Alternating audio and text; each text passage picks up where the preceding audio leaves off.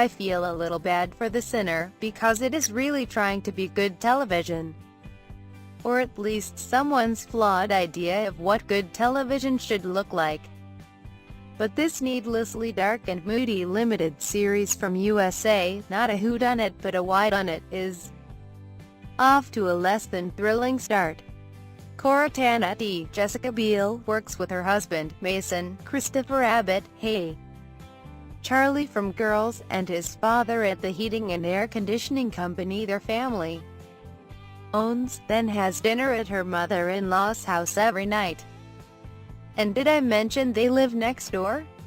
Cora's is a peaceful, predictable existence, if a suffocating one. It's like Everybody Loves Raymond moved to upstate New York, minus the jokes.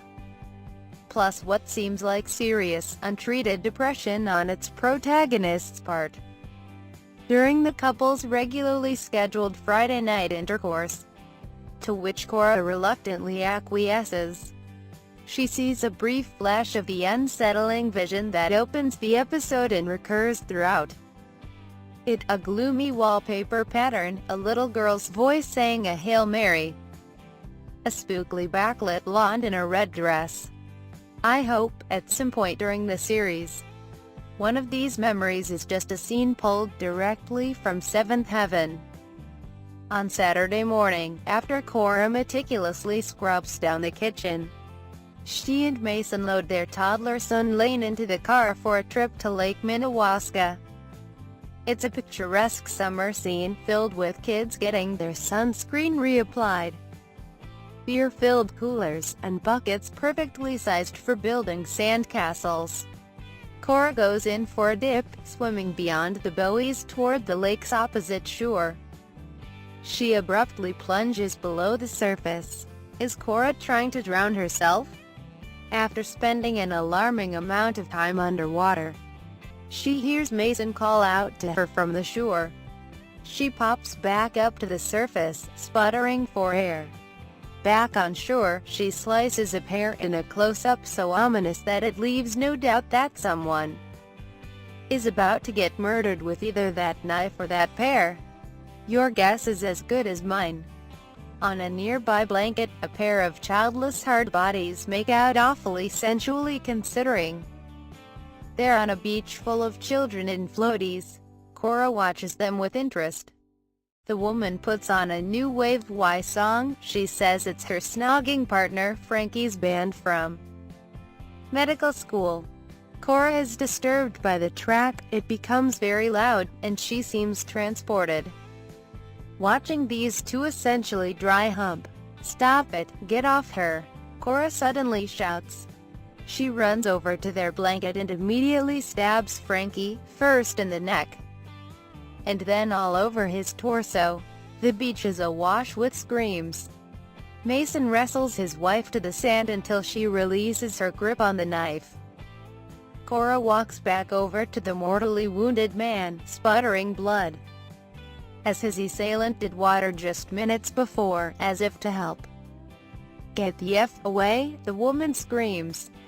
It isn't long before Cora is quietly led away in handcuffs. Mason, looking dazed on the back of an ambulance, turns away from his wife as she calls to him from the back of the police cruiser. The man we'll soon come to know as Detective Harry Ambrose, a very beardy Bill Pullman, is parked in an alley, spying on a waitress with binoculars. This doesn't seem like official police business. There's blue blood pooled under two of his bruised fingernails, which he presses into his thumb. By the time Ambrose is summoned to the crime scene at the lake, Cora has already confessed, with more than enough eyewitnesses to corroborate the events. We learn that her victim was a 29-year-old doctor named Frankie Belmont. As another investigator recounts that it's been 2 years since their Sleepy Region Psy homicide, Ambrose is distracted by blight on the pine trees on the shore across a lake. "An ecosystem out of balance," he says. "I feel like Bill Pullman is trying to have his Rust Coho moment on the sinner, and I wish him well on this journey." with her mugshot taken and Belmont's blood swabbed from her body. Cora showers under police supervision. She flashes back to a memory from her childhood, saying the Hail Mary with her father, who encourages her to include her mother and her little sister in her prayers. Though it's obvious that little Cora loves her dad, she tells him she doesn't want her mom to come back. At home, Mason and his parents are shell-shocked. Cora calls him from the station, but he lets it go to voicemail. Ambrose and his partner come to question her. She's been married for 3 years, both her parents are dead. She has no history of mental illness and takes only the occasional sleeping pill. Cora tells them she doesn't want a lawyer, not even a public defender.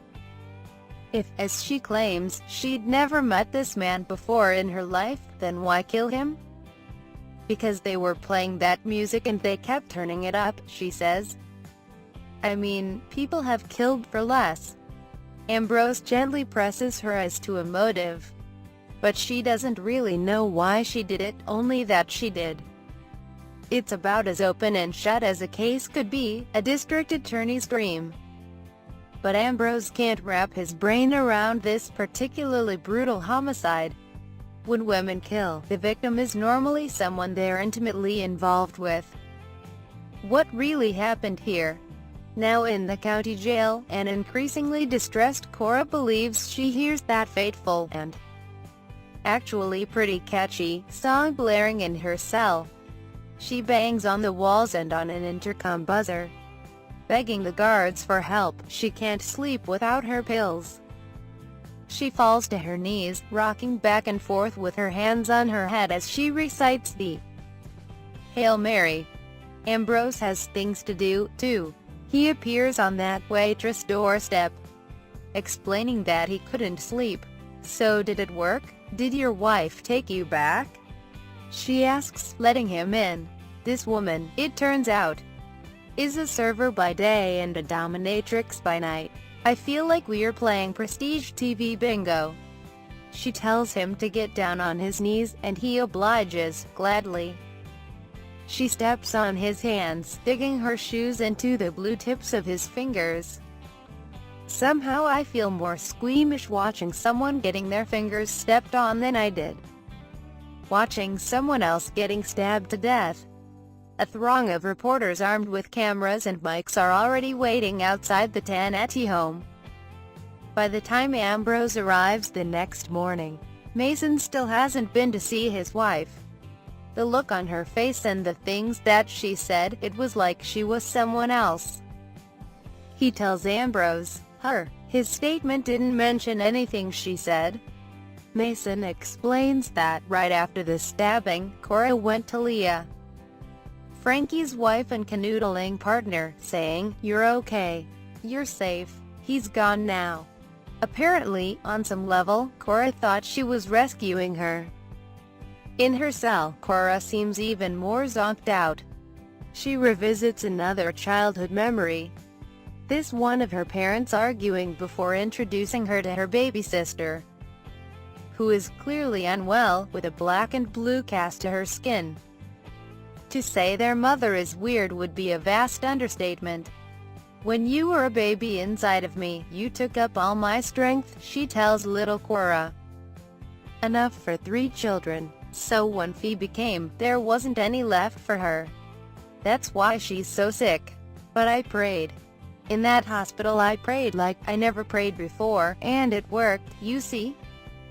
Now, if they don't do every single thing he expects of us, then baby Phoebe won't make it. This deeply creepy monologue is exactly what you should say to your child if you'd love to see them grow up to randomly stab someone on a beach one day. Mason finally goes to see Cora. A guard tells them, "No touching," which is not quite as lively outside of the context of Arrested Development. She immediately asks about their son, who Mason says is confused. He apologizes for not coming. He tries to reassure her but proves to be very bad at it. On the other hand, he is very good at saying, which he does in most sentences. Cora tells him that none of this is his fault, that he should move on, and that she won't blame him. "You were such a good husband to me. I never thought I would have a normal life, and I did, I really did. And that's because of you," she says. Choked up with emotion, he leaves. Ambrose calls his partner to tell him he's heading to see Leah Belmont. If she can confirm Cora was in some kind of delusional state, the judge won't accept a guilty plea, but Ambrose only has 2 hours before her hearing. He finds Leah sedated at the hospital, with her friend Patrick, a bystander to the murder, at her bedside. The two men sit down together in the hospital cafeteria, where Ambrose points out a rubber plant that needs more light than it's getting. "So we're gonna keep this plant thing up all season, then, her." Borrowing a one more thing style of questioning from Columbo, Ambrose suddenly asks Patrick why he didn't try to stop Cora. Mason ran 15 feet to tackle her. Patrick was 4 feet away while his friend was stabbed 7 times. Patrick reveals that right after Cora stabbed Frankie the first time, he could see Frankie grab her arm. "And the thing is, Frankie's a strong guy," he says. "He could have forced her off, but he didn't. Why not? It looked like he recognized her." Patrick explains, "When he saw who it was, he let her go." At Cora's arraignment, our heroine/villainess enters a plea of, "I guess we'll have to wait till next week. Rude."